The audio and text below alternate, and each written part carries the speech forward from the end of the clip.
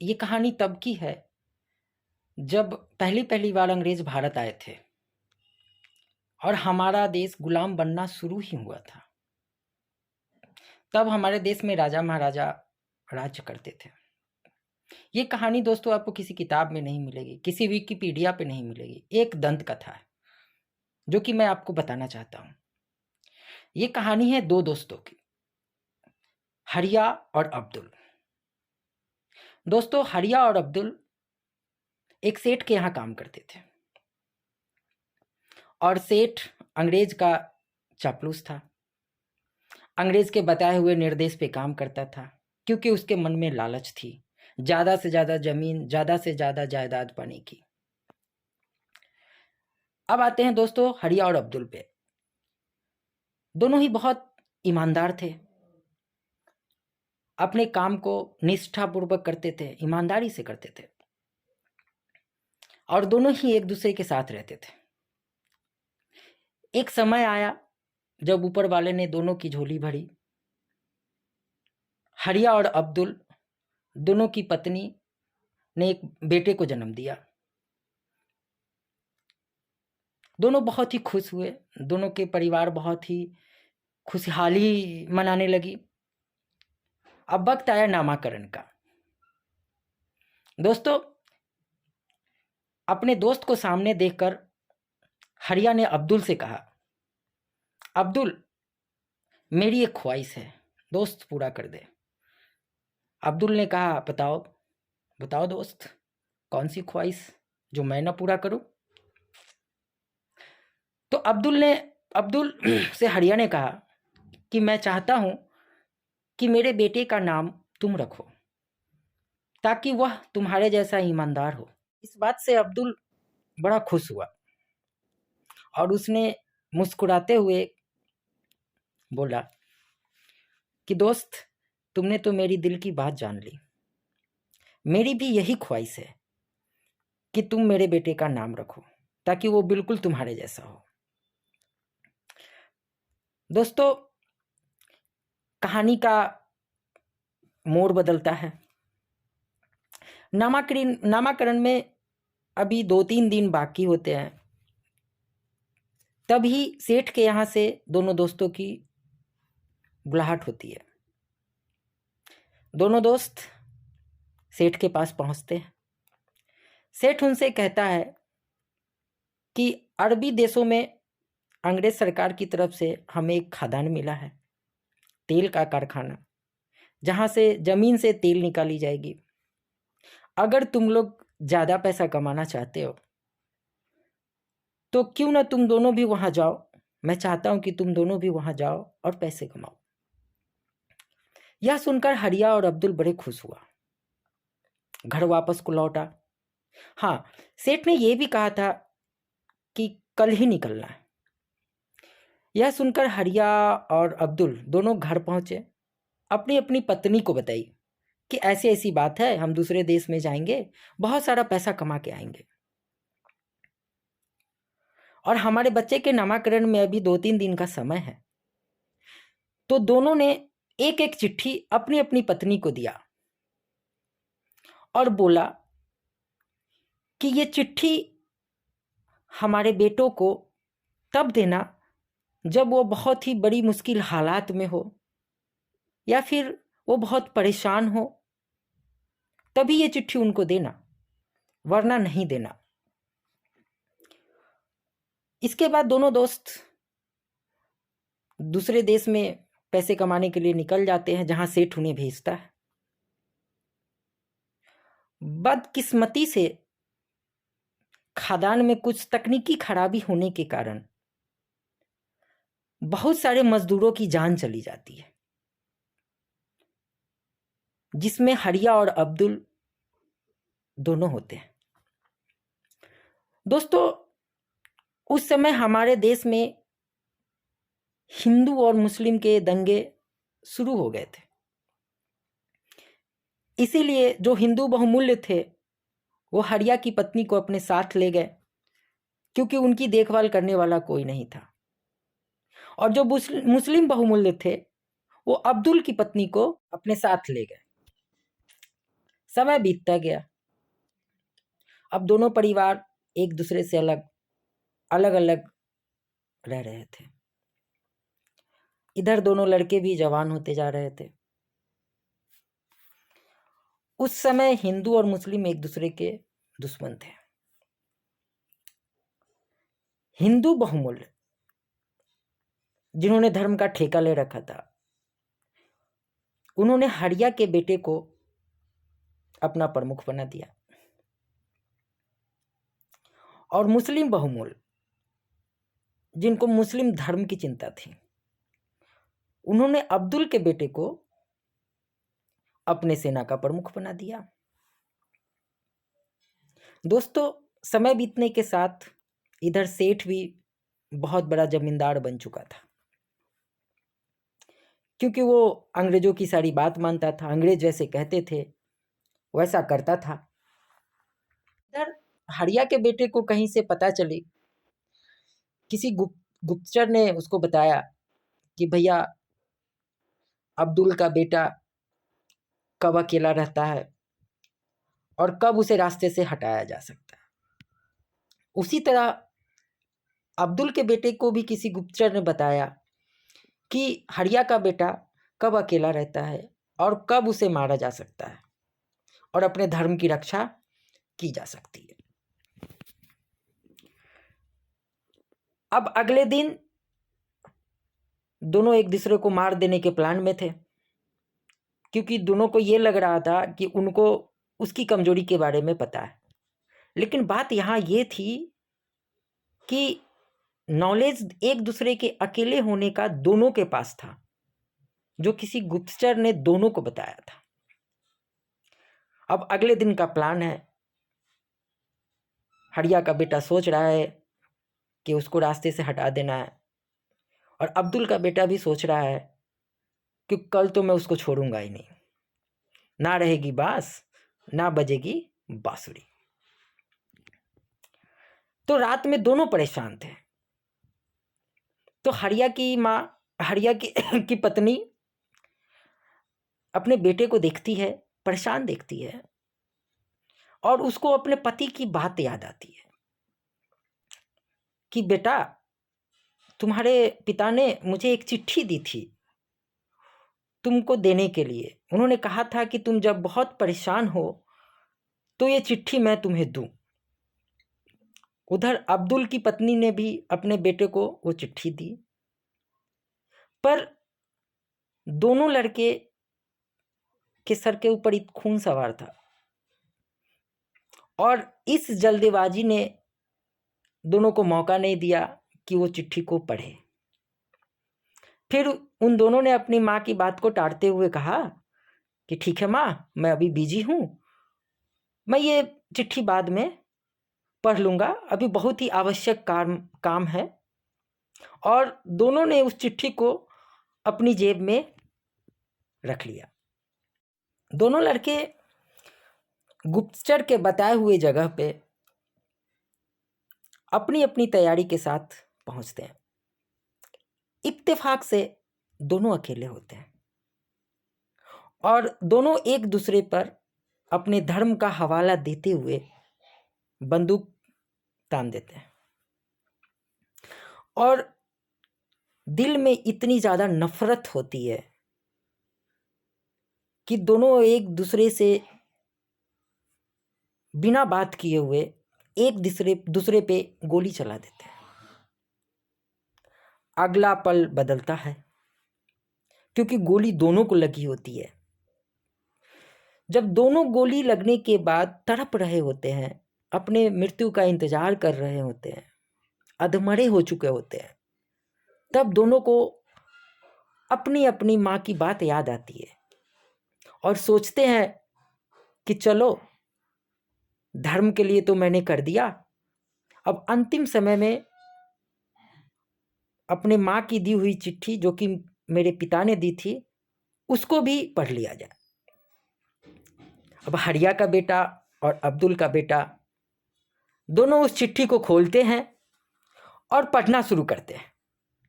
चिट्ठी का पेज दोनों के हाथों में होता है और दोनों अपनी अपनी जगह तड़प रहे होते हैं, एक दूसरे से दूर। चिट्ठी का पहला भाग खुलता है, यानी पहला पेज। उस पेज में लिखा होता है कि मेरे बेटे, जब भी अहंकार तुम्हारे सर पे चढ़ जाए, जब भी दुश्मनी की आग तुम्हारे अंदर धधकने लगे, जब भी तुम्हारे अंदर किसी को जान से मारने की भावना निकल जाए या भावना अंदर होने लगे, तब अपने बाप की द्वारा दी गई एक सीख याद रखना कि तुम जब तक सफल थे, जब तक तुम्हें कुछ नहीं हुआ और तुम्हारा जो गुरु था, जो तुम्हें योजनाएं बताता था या जो तुम्हें सूचना देते थे, यानी कि गुप्तचर, उनका अनुसरण जरूर करना। चिट्ठी में एक नोट भी लिखा हुआ था। उसमें लिखा हुआ था कि बेटे, चिट्ठी का दूसरा पेज तभी खोलना जब पहले पेज का अनुसरण कर लेना। थोड़ी सी सांसें बची हुई थी दोनों की, तो दोनों सोचते हैं कि क्यों न पिता की बातें मानूं। फिर दोनों को कुछ याद आता है कि हाँ, जो गुप्तचर था, जो हरिया के बेटे को बताता था और जो अब्दुल के बेटे को बताता था, उनको कहीं ना कहीं उन्होंने सेठ के यहाँ देखा था। दोनों एक साथ नहीं है, दोनों एक अलग अलग है। तो दोनों किसी तरह खिसकते खिसकते खिसकते खिसकते अपने बाप के दिए हुए रास्ते पे चलते चलते, उनका अनुसरण करते करते, चुपके से गुप्त रास्तों के द्वारा सेठ के महल में दाखिल होते हैं, जहां वो देखते हैं कि सेठ किसी से बातें कर रहा है। अब दोनों एक दूसरे से अनजान अपनी अपनी जगह से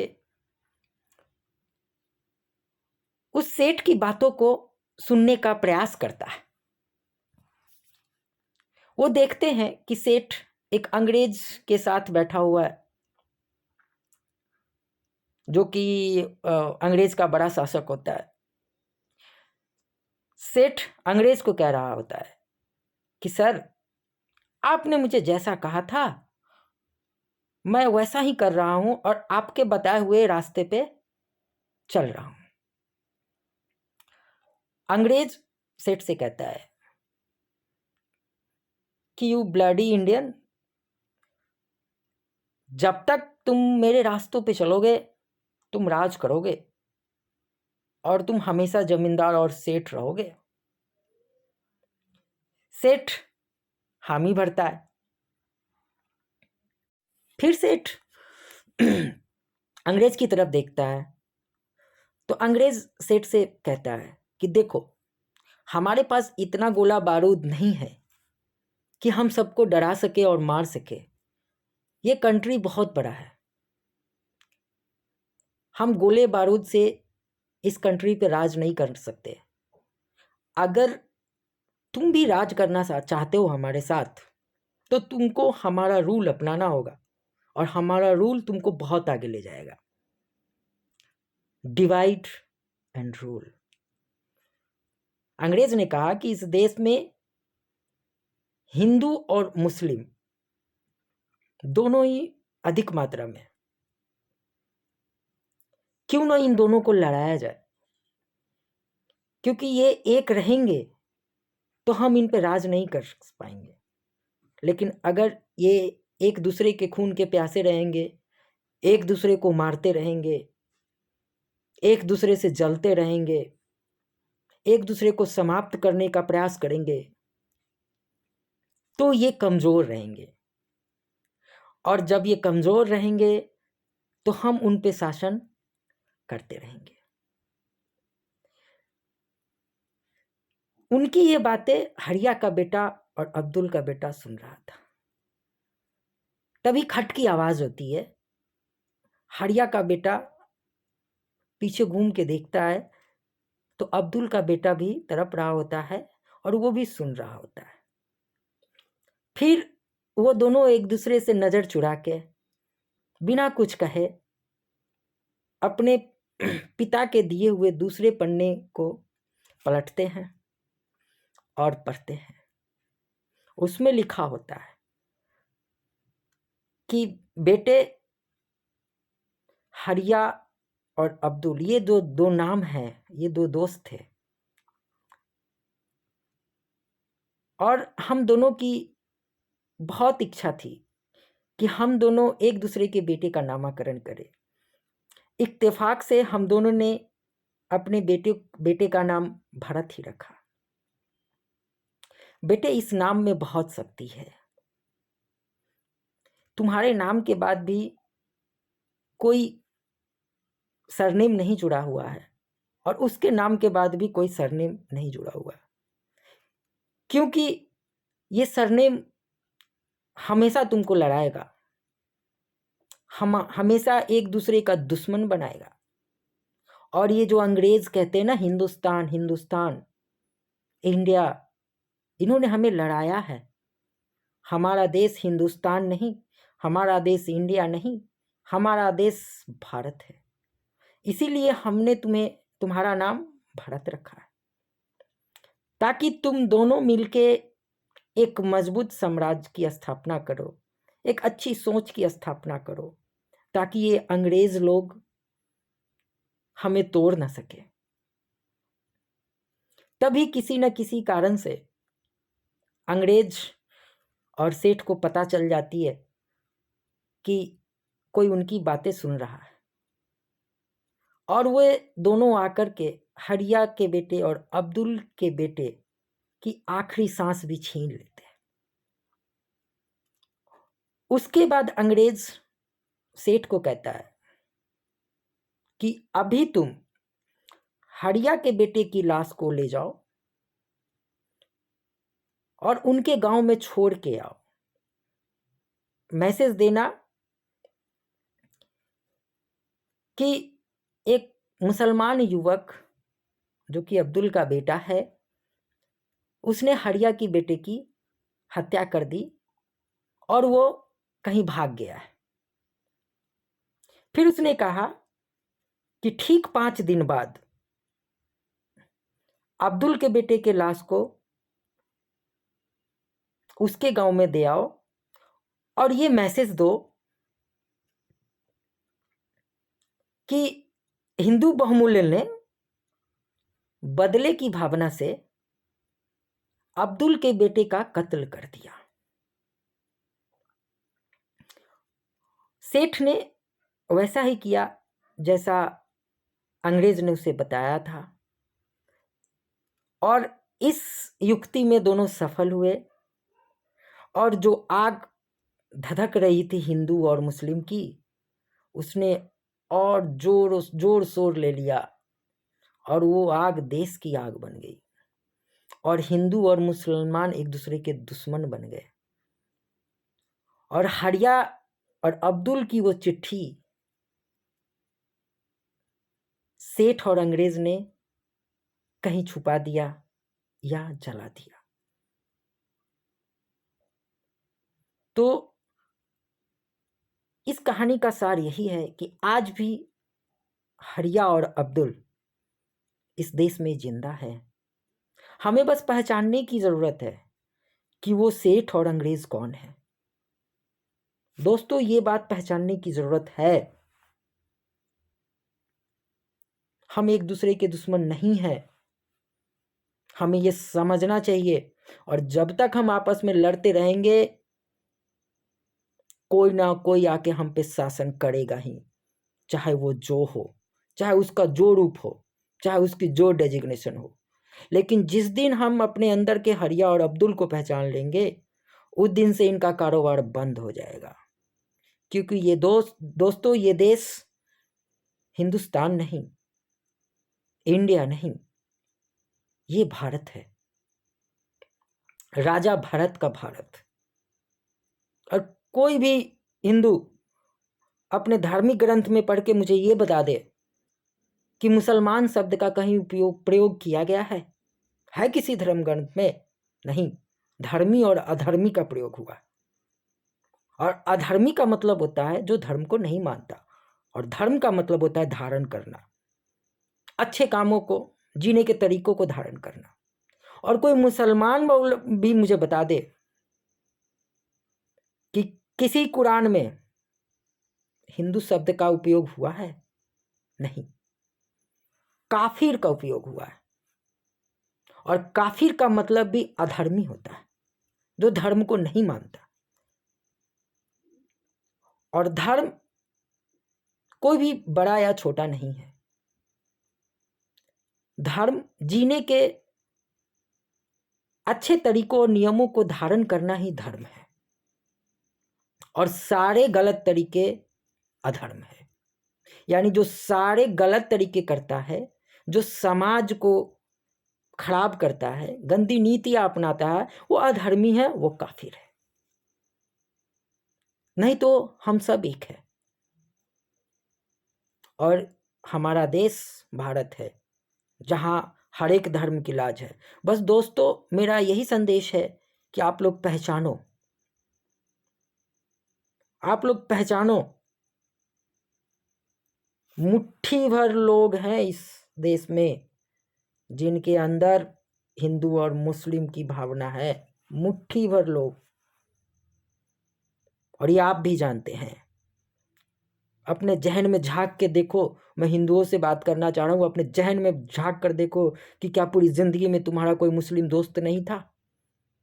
बचपन में स्कूल में नहीं था? तुम्हारे ऑफिस में नहीं है? मैं मुसलमान से भी यही सवाल करना चाह रहा हूं कि क्या तुम्हारी पूरी जिंदगी में कोई भी हिंदू दोस्त नहीं था तुम्हारा? बिल्कुल था। अरे ये देश जितना श्री राम का है, उतना ही अब्दुल कलाम का है। तुम्हें वो मुस्लिम याद है जिन्होंने बम फेंके, ताज पे अटैक किए, बहुत लोगों की जान गई? लेकिन तुम्हें वो कलाम याद नहीं जो दुनिया के शीर्ष में रहने वाले परमाणु बम भारत को दे गए, भारत को एक ताकत बना के गए? वो याद नहीं? तुम्हें कसाब याद है, लेकिन तुम्हें अब्दुल हामिद याद नहीं, जो अकेला कूद गया लड़ाई में और दुश्मन के कई टैंकों को बर्बाद करके अपने जान को न्यौछावर कर दिया। अरे दोस्त समझो, भले ही अंग्रेज चले गए हैं, पर हमारे देश में अंग्रेजी बुद्धि के लोग अभी भी हैं जो हम पे शासन करना चाह रहे हैं, हमें एक दूसरे को तोड़ करके। आज का मेरा ये वीडियो हिंदू और मुस्लिम की एकता पे था। जिनको कोई भी सवाल हो, कुछ भी पूछना हो, कोई भी धर्म का ठेकेदार हो, मेरे से सवाल जवाब कर सकता है, कोई दिक्कत नहीं। और आने वाली वीडियो में मैं वर्ण को बताऊंगा, क्योंकि एक और चीज है जो हम लोगों को विभाजित करती है, एक दूसरे का साथ नहीं होने देती। जाति, वर्ण। अरे दोस्तों, कुछ बेवकूफों ने तुमको बेवकूफ बना दिया है कि जाति होते हैं। जाति का असली इतिहास किसी ने नहीं बताया कि जाति क्या होती है। तो मैं अपनी अगली वीडियो में आपको जाति के बारे में बताऊंगा, संपूर्ण ज्ञान दूंगा कि जात के ठेकेदार भी, उनका भी दुकान बंद हो जाएगा। अरे दोस्तों निकलो, इन मुट्ठी भर लोगों को चुन चुन के निकालो, चाहे वो जहां जिस कोने में है, उनको भगाओ, जिस कारण से हम जी नहीं पा रहे हैं, हिंदू मुस्लिम आपस में लड़ रहे हैं। अरे दोस्तों सोचो, जिस समय भारत का विभाजन हुआ, पाकिस्तान अलग हुआ, तो कुछ परसेंटेज जो मुस्लिम यहां रह गए, क्यों रह गए? क्या मजबूरी थी उनकी? कोई मजबूरी नहीं थी। उनको उनके अंदर देश प्रेम था। वो समझते थे कि भारत मेरा देश है, और उनको उनकी रक्षा करने के लिए हिंदुओं ने ही उनकी रक्षा की होगी भैया। इतिहास उठा लेना, जहां वो सुरक्षित रहें, और पाकिस्तान में भी कुछ हिंदू हैं, न्यूज़ चैनल चेक कर लो, विकिपीडिया चेक कर लो, जो अच्छे अच्छे पोस्ट पे हैं। भैया उनको क्यों नहीं मार दिया गया? मुट्ठी भर लोग हैं जो हम में जहर फैलाते हैं, उनको पकड़ो, उनको चुन के बाहर निकालो और कानून के हवाले करो। हिंदू और मुसलमान दोनों एक हो जाओ, क्योंकि हम सब भारतवासी हैं। भारत हमारा देश है और आतंक किसी खास धर्म में नहीं होता, बिल्कुल नहीं होता। बस हमें बताया गया है, हमें पढ़ाया गया है, इसलिए हमारे दिमाग में बैठा हुआ है कि वो मुसलमान है आतंकवादी होगा, वो हिंदू है तो मुसलमान का दुश्मन होगा। जी नहीं, ऐसा कुछ नहीं है। अपने अंदर के भारतवासी देशभक्ति को पहचानो और एक हो जाओ, बहुत लड़े, एक हो जाओ। और जिस दिन दोनों एक हो गए ना, तो भारत फिर से सोने की चिड़िया बन जाएगी। ये बिजनेस स्टार्टअप्स वगैरह वगैरह धंधा, ये सब भारत को मजबूत नहीं बनाएगा।